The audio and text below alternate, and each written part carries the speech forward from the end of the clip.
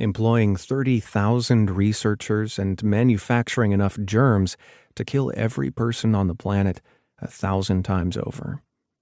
The pathogens they worked on included smallpox, bubonic plague, anthrax, Venezuelan equine encephalitis, tularemia, influenza, brucellosis, Marburg virus, Machupo virus, V-pox, and Ebola pox.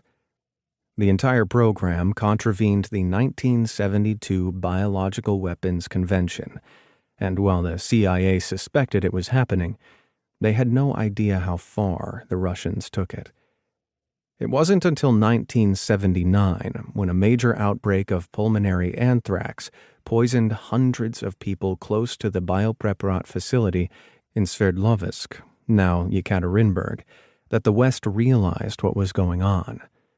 The Kremlin immediately initiated a cover-up, blaming the outbreak on tainted meat, but the German newspaper, Bild Zeitung, published a story claiming the deaths were the result of weaponized pathogens. While the biopreparat facility was suspected of being a weapons program from then on, it was not until a Soviet defector named Vladimir Pasechnik exposed the vast scale of the operation that the West began putting pressure on the Soviets. Following a now famous episode of the news program Frontline in 1998, the U.S. and U.K. insisted on inspections.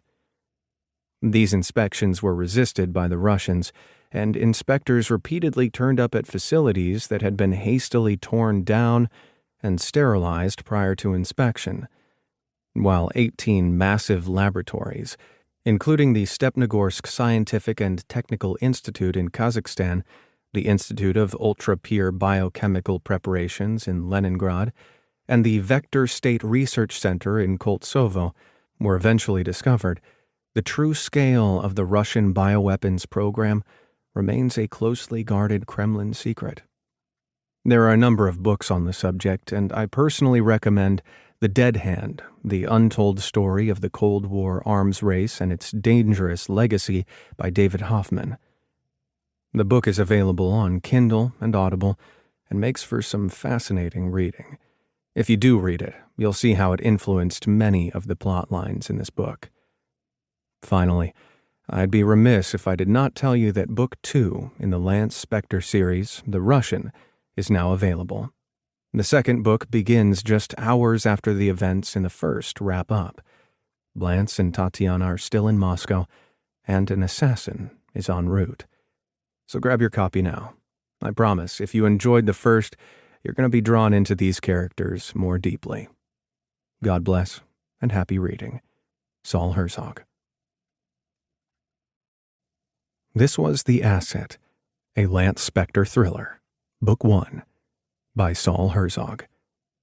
Narrated by J. Myers. Audible hopes you have enjoyed this program.